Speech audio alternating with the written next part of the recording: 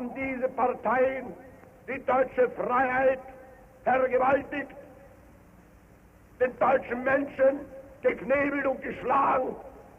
2 oder 3 Monate vergangen sind, wird euer Terror beseitigt sein. So wahr wir das von Außenrecht.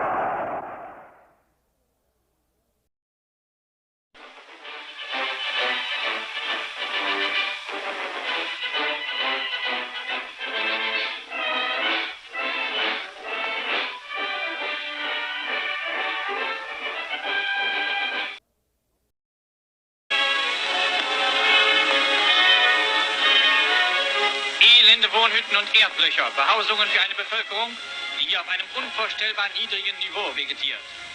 So sieht das Paradies der Bauern und Arbeiter Innigkeit aus.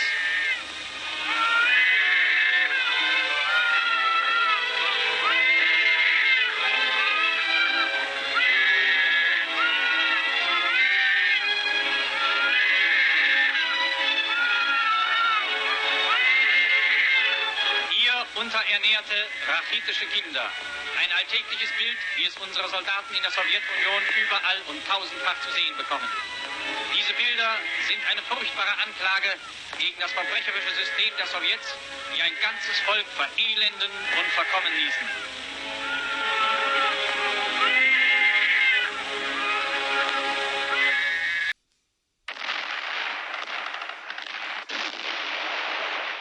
Stärkerer Widerstand zeigte, wurde er durch Einsatz von Artillerie rücksichtslos niedergekämpft.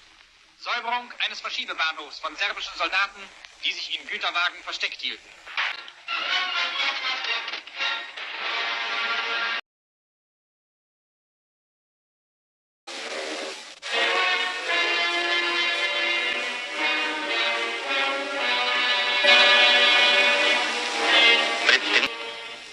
За допомогою листів та інших речей замордованих, населення намагається розпізнати забитих.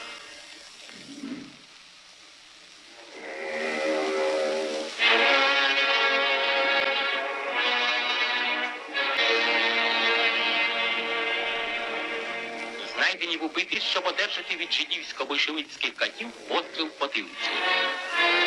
Так виглядає воля в так званій найвільнішій країні світу.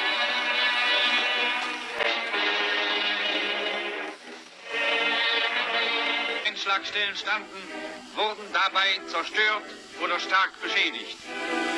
50 Tote, darunter 13 Kinder, waren die Opfer dieses brutalen und skrupellosen Angriffs auf eine unbefestigte deutsche Stadt.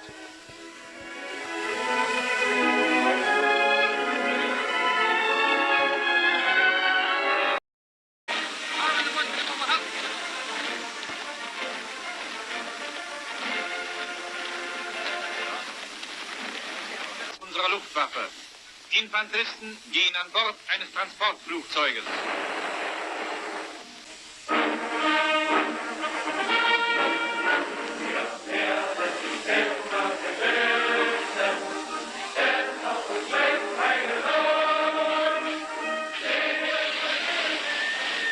Wurden überall Eisenbahnlinien und Verschiebebahnhöfe zertrümmert, um dem Feind jede Nachschubmöglichkeit zu nehmen.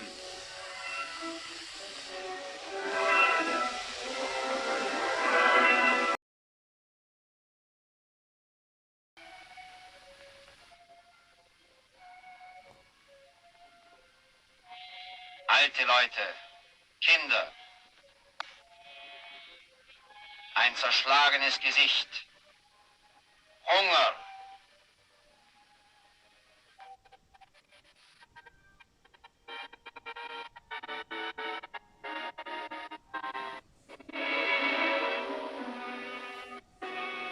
Verbrennungsanstalt.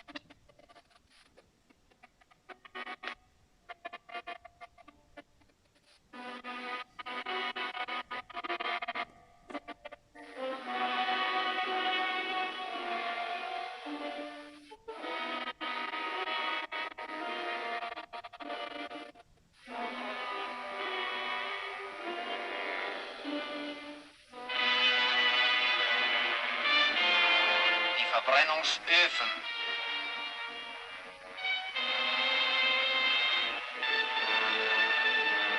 menschlicher Dünger. Auch eine Delegation des amerikanischen Kongresses kam hierher. Mitglieder der Delegation werden zu Hause persönlich Bericht erstatten.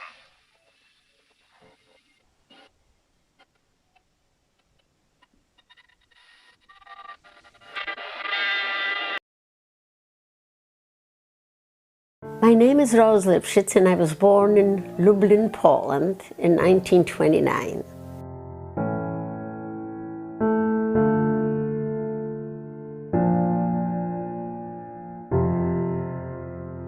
We were ordered to congregate in a small town by the name of Belzhica.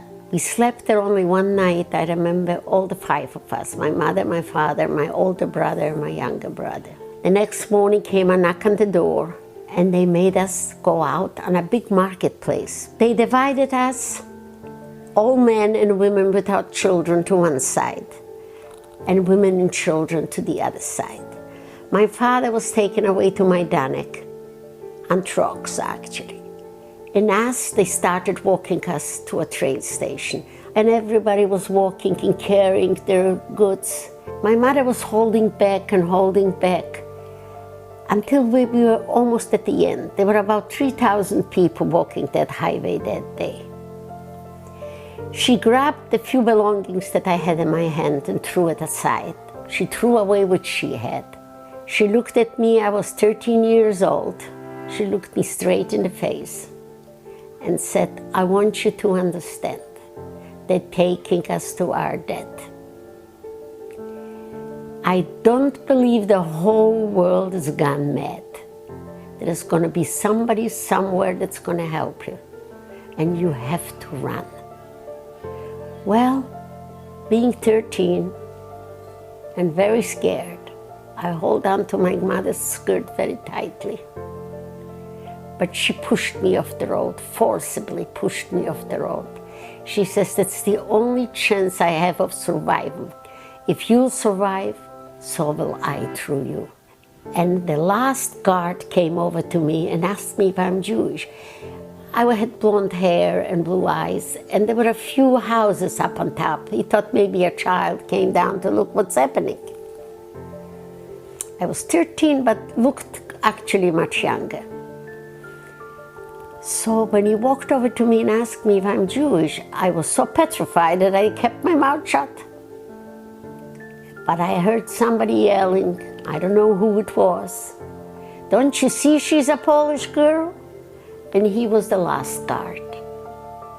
I don't much remember that day.